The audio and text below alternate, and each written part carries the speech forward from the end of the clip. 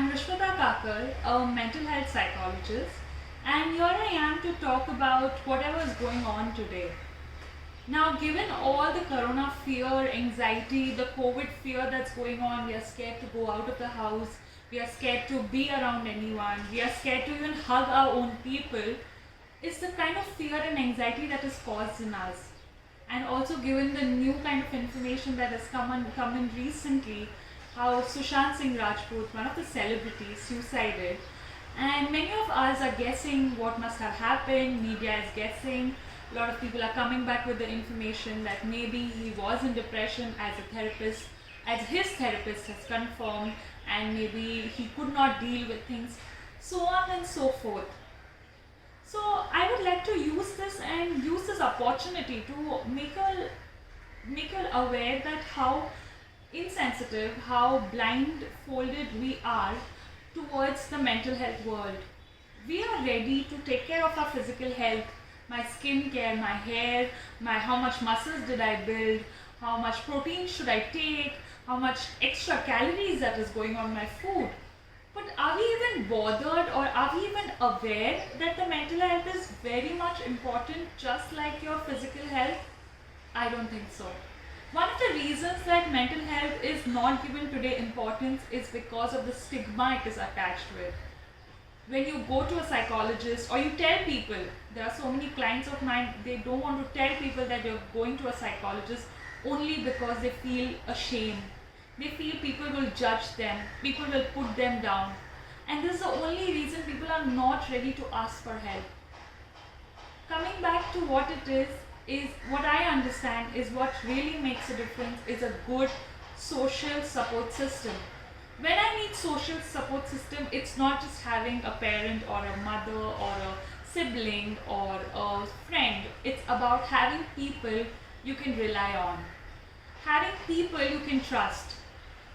So I have some people in my life who I really trust, who I really look forward to. If I want someone to hear me, I might call up my sister or my brother.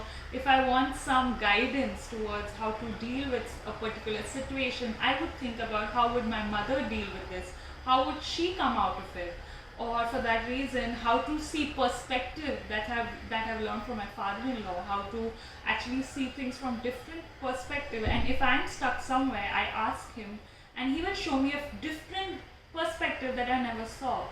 So these are the people, and there are many to name. And I am lucky and I am that privileged person who has that kind of support system. But sadly, we have many people, and I'm talking about many people, who don't have that kind of support system, who feel alone in this world, who feel they can't rely on. And that's when we, people like us, come in. Because we really want to help. We really want people to come out and start getting aware that mental health is important. It is important to pay attention to what is happening inside of you. What kind of emotions do you feel? What makes you angry? What makes you sad? What doesn't work with you? What works with you? What relationship is toxic and not working out? And we conveniently just are busy looking at the gym that is best for us, but forgetting what is the right help, right mental health that need is there for us, right there, but we are not ready to take it because we are scared, we are feared, we are ashamed that people will judge us. I'm asking you all to open up. It is time that we realize me, myself, or the people around me might be needing help. They might be not able to tell you, but their behavior might point out that they need help. They need some kind of support from you. Now, how to know this that someone is going through something is one of the best ways is to know if they have any kind of major change from how they were and how they are right now. Say someone loves playing a musical instrument and right now has withdrawn completely since past few months or days or weeks.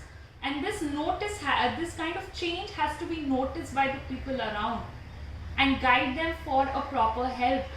Guide them and support them that it's okay to ask for help. We all go helpless in some point. Talking about the psychologist, talking about me, we also have ups and downs. We also turn for help. We also look for outside help, outside therapists who help us come out. So no one is not without problems, but you not doing anything about the problem is the real problem.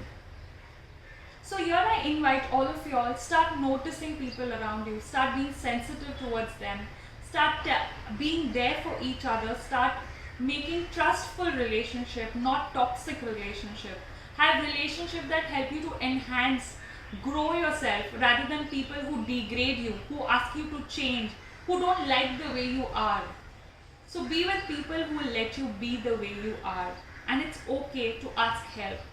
That is one way to find out that if a person needs help, that is if they have a major change in the way they are. From what they were and what they are, you can see a difference. Second way is you see their sleep patterns would have been changed. They won't get sleep in the night, they are awake half of the time. And the third thing is they'll lose appetite. They will start losing appetite, as in they'll not eat well, they won't feel like eating, they will start becoming more and more quieter, reserved, and not like things. They must have lost interest in things they previously liked. They will be more irritated, they will have a lot of mood swings. So all of these are signs that the person is going through some kind of mental issue, and that need has to be accomplished. And if you catch it on right time, we are in safe place then. Just having one person suicided and the world is shaken, let me tell you, day in and day out, from different generations, we have people suiciding for different reasons. Depression may be one of the reasons that they won't be able to come out, but there are n number of mental disorders that are causing this kind of attempt to suicide or suicide. I would also like to tell you that mental disorder is not a choice. That people say that why is she depressed? Why is he depressed? What is the problem? Why can't she overcome? They are not choosing. They are not choosing. It is a mental illness. It is something that is not in my control. It's a brain change. Something that's happening in the brain cannot be controlled by you.